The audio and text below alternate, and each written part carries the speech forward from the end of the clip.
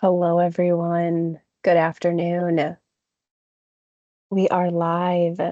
Thank you so much for joining us today for another Solventum afternoon coffee session. We're really excited to have you all with us today. Today's discussion will be looking at opportunities within the outpatient revenue cycle. Today, I am joined by two of my Solventum colleagues, Sue Belley, who is the manager of our ambulatory services on our consulting services team, and then also joined by Nichole Soderquist, who is also the manager of our ambulatory outpatient services. And before I pass it over to Sue and Nichole to dive into today's material, I did just want to call out a few housekeeping items. Today's session will be recorded and we'll look to distribute that to everyone following today's session. We also did leave some time for Q&A at the end of the session. So if there are any questions that pop up during today's session, please feel free to put those in the chat or in the Q&A portion of your toolbar up at the top. And lastly, we do have a few poll questions during today's session. We'd love your participation in that, and those questions will help us understand more about the audience, the background and situations that you're in today. So we really appreciate all of you joining us today. And with that, I'm going to go ahead and pass it over to Sue and Nichole. The floor is yours. Okay, thank you so much, Jordan. Good afternoon, everyone. I'm Sue Belley, as Jordan mentioned. I'm going to start the presentation today, and then I'll be handing it off to Nichole about halfway through. So we're here today to talk about opportunities in the outpatient revenue cycle that you may find helpful. Okay. My slide is not switching. I'm sorry. Here we go. So we're going to start off with a poll question. What is your current role in relation to the outpatient revenue cycle? So if you would select one of these responses, and we'll get a quick tabulation and share the result and move on. So Ron, please tell us when you've... We are launched. Okay.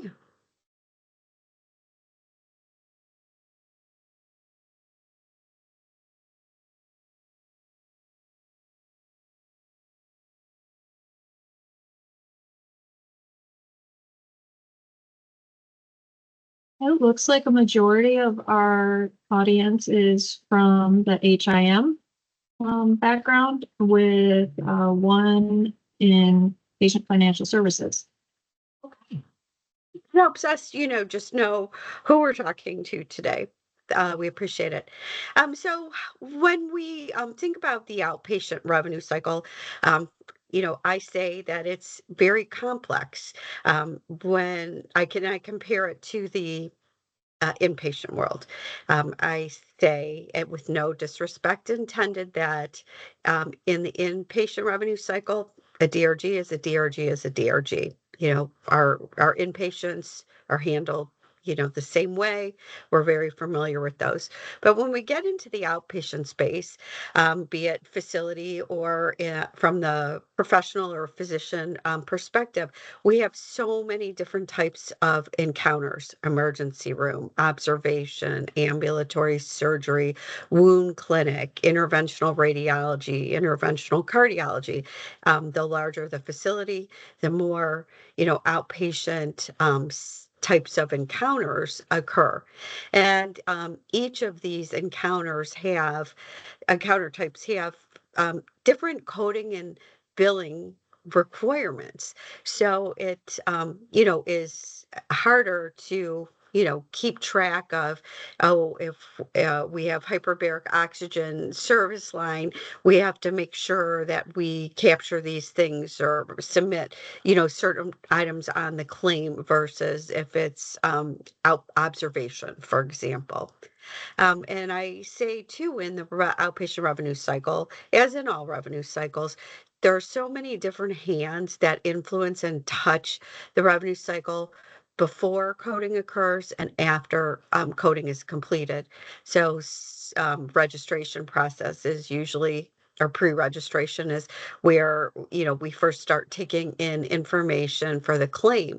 And, some things such as time might be time of admission or encounter might have an impact for calculating observation hours, and when does the observation encounter start, and potentially having incorrect information can influence the claim. And then after coding has been completed, that claim is moving on to the point of, billing it out to the payer.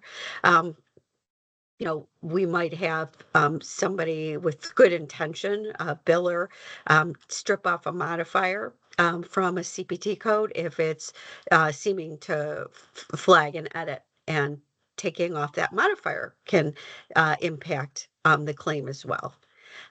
So hard to maintain control of the claim throughout the process.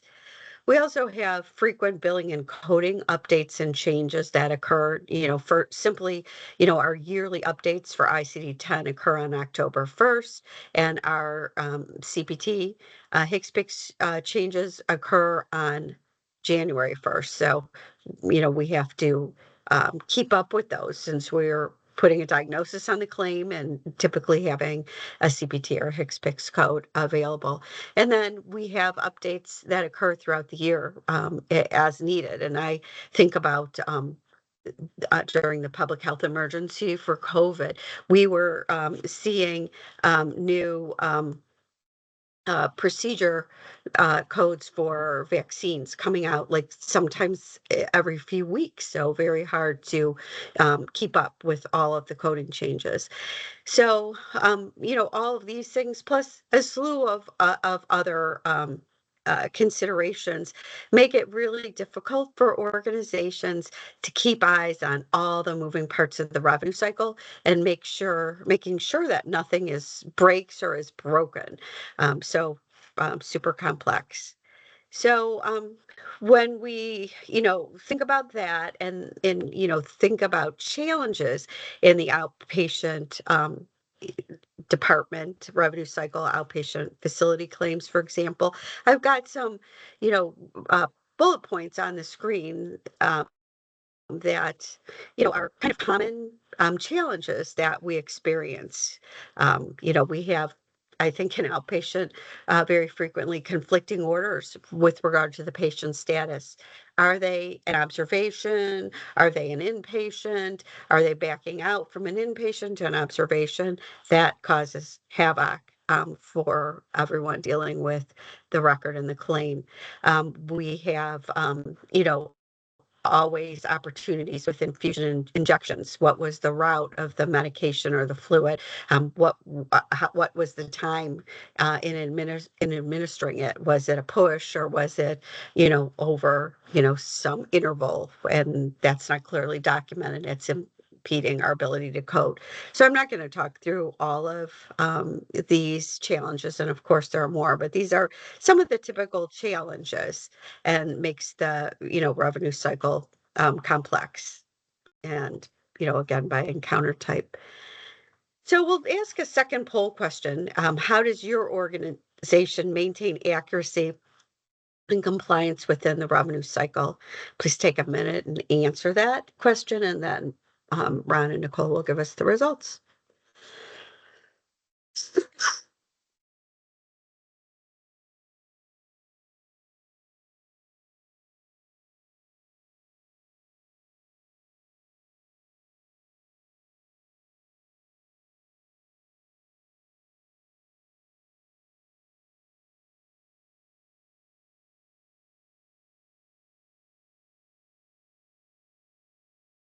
Do we have results? So it looks like a majority do their internal auditing, utilize that claim scrubber, and denials management are the top three. Okay. Okay. Thank you. So, one thing that Solventum does in working with customers is we have an outpatient scorecard. So, for those of you that might be familiar with our inpatient services, you've likely seen an inpatient scorecard that Solventum puts together for customer discussions. But in the outpatient setting, what we do is we pull information from the MedPAR files for 4 areas that we can look at national data, obtain national data, and when we talk about the MedPAR file, remember those are 2 years old. They're updated every year, but they're always running behind, for waiting for Medicare to process all the claims that they take in. So the first thing that we look at is the emergency department E&M level distribution. So on the facility side, when a patient comes into your emergency room, you assign an E&M level based on the nursing interventions that occur with the patient. So this differs, from the E&M level that the emergency room physician assigns. Emergency room physician level is based on physician, cognitive services, and the facility is based on nursing interventions that are delivered to the patient while they're in the ED. So CMS has said that every organization can use their own methodology to calculate or identify the facility E&M level. They just need to follow CMS's 11 guiding principles in doing that. So the fact that every hospital typically can have their own methodology, it makes it really hard to compare. So what we do at Solventum is we pull the state E&M level and compare the organization against the state. So if you look at the chart here, the top chart is for the facility and the bottom is for the state. So we look at the levels, which are 1 through 5, codes 99281 through 99285. And we see that there are 0 level 1s at the facility level. There's 1% at the state level. We see 11% level 2 for the facility and 4% for the state. So we go, that's a little bit higher than the state. It doesn't mean that there's anything wrong, but it would warrant a look to see why is there a difference. And then when we go to level 3, 34% at the facility, 22 at the state, 35 for level 4, 38 for the state, and then 20% level 5 versus 35% level 5 for the state. So, we see some pretty decent fluctuations. So we would, recommend that there should be a closer look at that, some auditing work and, determine why are there opportunities for the organization. The other thing that we know, and I'm sure you're experiencing, is that the commercial insurances are downgrading facility ED&M levels. If you're a 5, they're taking you to a 4. If you're a 4, they're taking you to a 3. We're hearing this, for several years now everywhere. It's not a denial, it's just a downgrade in payment and level. The next thing that we look at are the number of inpatient-only procedures performed in the outpatient setting. So the issue with inpatient-only procedures is that if inpatient-only procedure is done in an outpatient setting, the facility is not getting reimbursed at all because CMS feels that inpatient-only procedures need to be done in the inpatient setting for patient safety. So, even one claim is, kind of ugh, gosh, that's a big loss for us. But in this particular example, there are 15 claims worth over $1 million. So, there are typically several reasons for the inpatient only procedures landing up in an outpatient setting.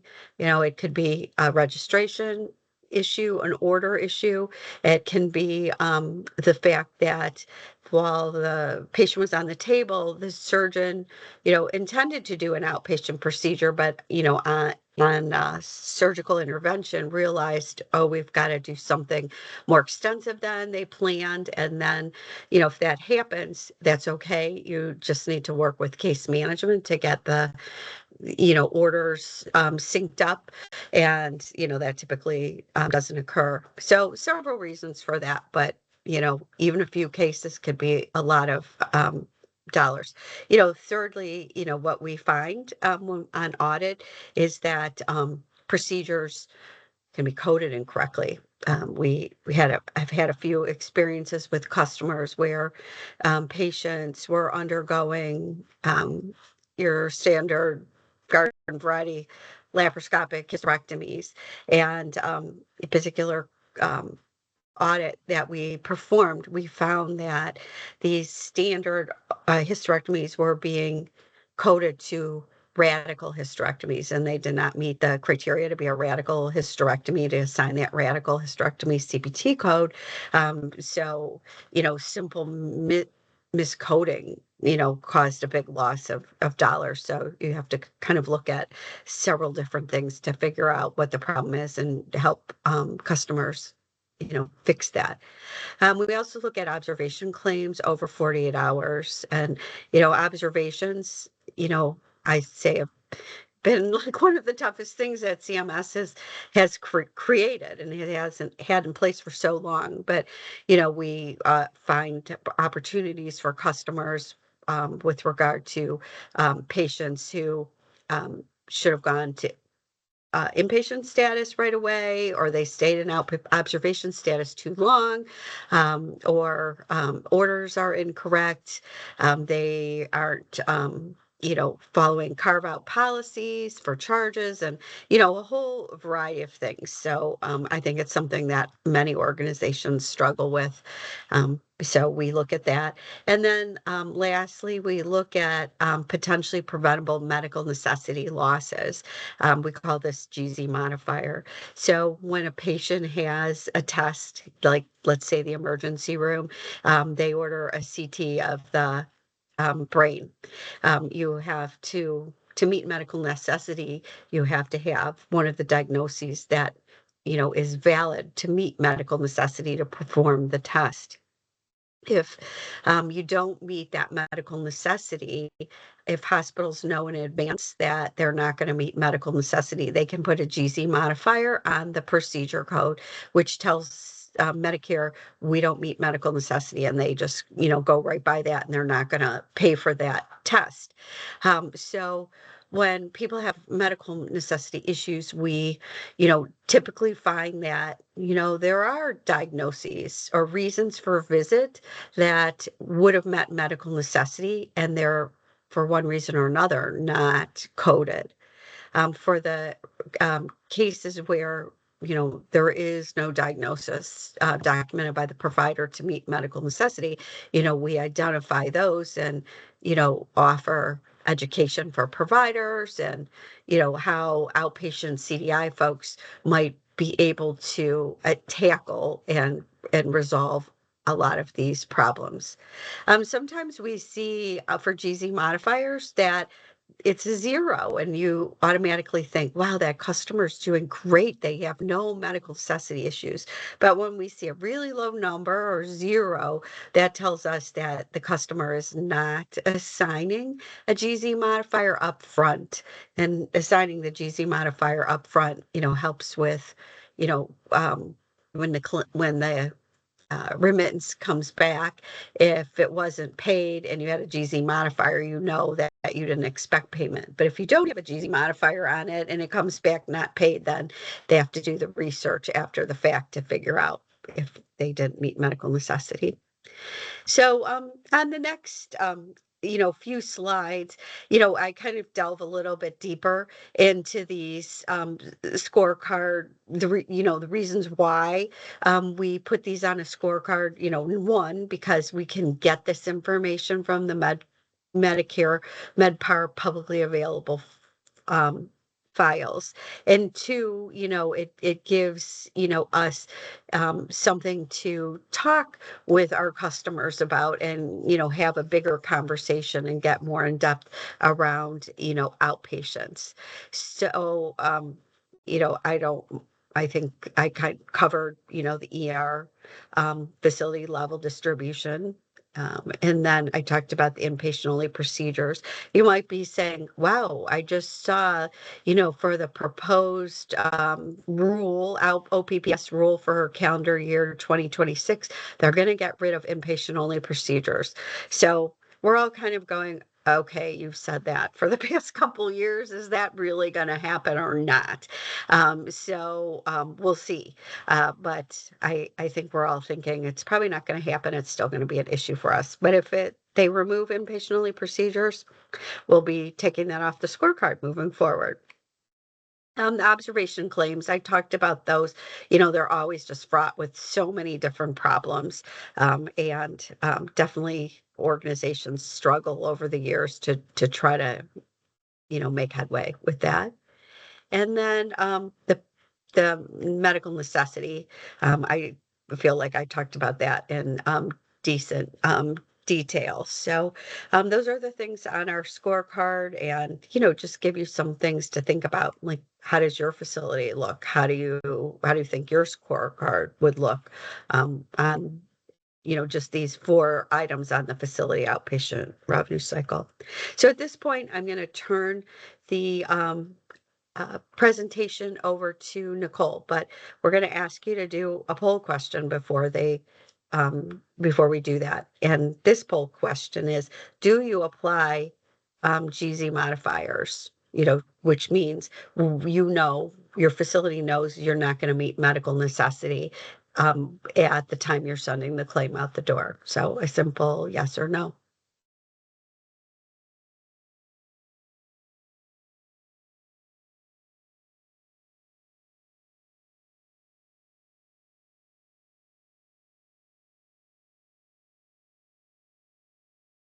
How's it looking? Looks like I was gonna say a majority of them say yes, they do apply medical necessity modifiers. And then there are just a few that do not. Okay. So Great. all right. Great. So as Sue mentioned, our scorecard, it just opens up that door to show you where you could potentially have some type of opportunity. So at Solventum, we do have what we call as our Solventum solution that can help you identify more of these opportunities that go beyond that scorecard. So I'm going to discuss how our services can address the challenges that are faced in the outpatient revenue cycle with a focus on tailored solutions. So we aim to enhance the operational efficiency and help with some financial performance, looking at revenue leakage. So we're just going to explore that right now and see how our approach can make that difference. So Solventum's structured approach to outpatient and professional performance, it encompasses 4 different stages. We have an analysis, an assessment, implementation, and an ongoing support stage. So each stage is designed to identify revenue opportunities and improve processes. So this strategy that we have, it ensures that our customers receive continuous support as well as education, ultimately leading to better outcomes. So if we break the phases down, what happens is in the first 2 phases, the analysis and the assessment, these basically go hand in hand together. So these 2 phases are included in, could be included in certain other scope agreements that you may have with Solventum, but again, this solution could also be purchased separately. But what happens is we take in 2 years of our customer data and we run it through our tool that we designed to pick out key performance indicators. Currently, we have 153 facility key performance indicators and 120 professional key performance indicators. And I'll give you an example of what one of those are in just a moment. But what happens is we take in that claims data and we analyze it against all of our KPIs, and then we provide a summary back to the customer identifying high risk and low risk areas. High risk meaning that it's pretty large amount of revenue leakage versus it could be just a coding issue that may not impact revenue as much. We identify those areas of potential revenue opportunity, as I mentioned, and then what we will do before we get into phase 2, the assessment, is we'll make recommendation on areas where you should focus. So where the most opportunity lies. And we will take a deeper dive at that point into those opportunities, looking at the actual records, because in the analysis phase, we don't look at the records. We just take in your claims data. The assessment phase, we're diving deeper in and auditing a sample of the areas that we have concerns about. And from there, again, we'll look at documentation, we'll look at the charging, and we'll provide you back with a result of that assessment. Following that will come education based on the analysis and assessment as a whole. So phase 3 then leads into the implementation, the process improvement.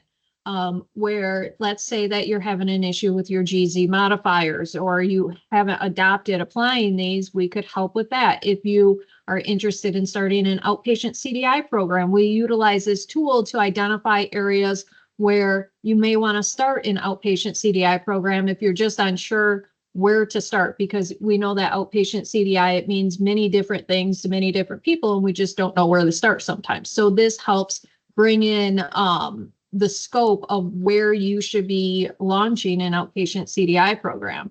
So in the implementation phase, we can help you stand up a program. We can help with other performance improvement opportunities as well.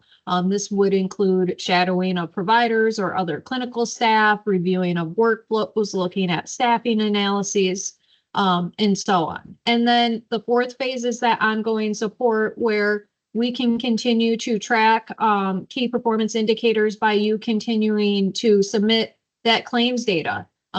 Let's say that we fixed one area of opportunity, but then as we continue to take in claims, it may tell us, nope, that problem's not fixed yet. Or maybe a new area has broken because the revenue cycle breaks up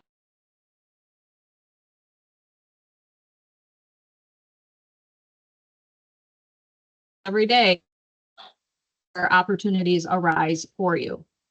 So that is our approach. And if we talk about benefits and outcomes, on to the next slide, please.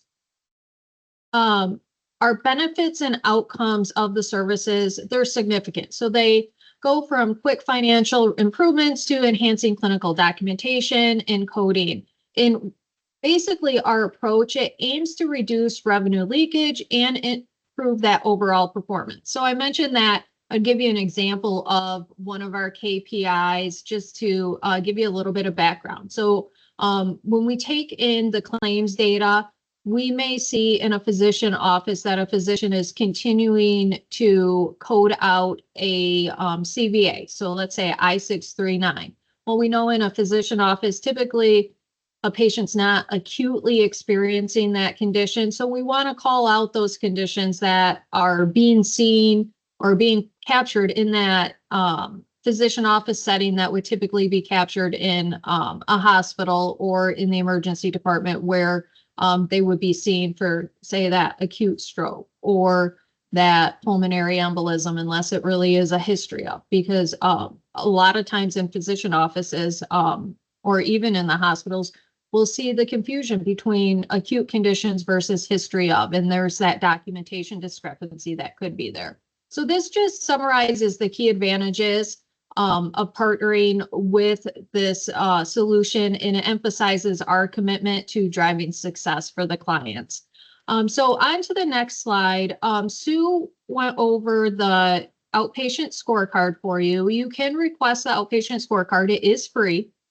And you can do that by scanning the QR code, entering in your information, and then we will be in contact with you to provide you with that outpatient scorecard. So it will have the 4 focus areas that Sue went over on that.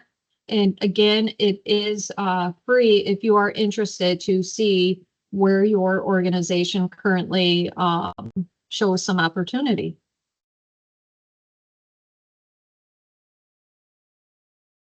All right. I think we might have just a minute or so for questions, if there are any questions.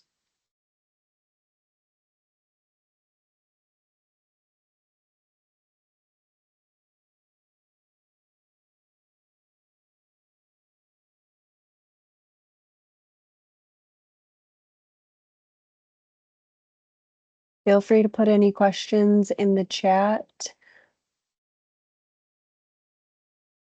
And if there are no questions, we are at time. We really do appreciate everybody joining. We will look to follow up with the recording from today's session so that you can revisit that at your convenience. Is there a turnaround time for the scorecard, or what is the turnaround time for the scorecard? It'll be about 24 to 48 hours. Wonderful. Business days. Yes, business days.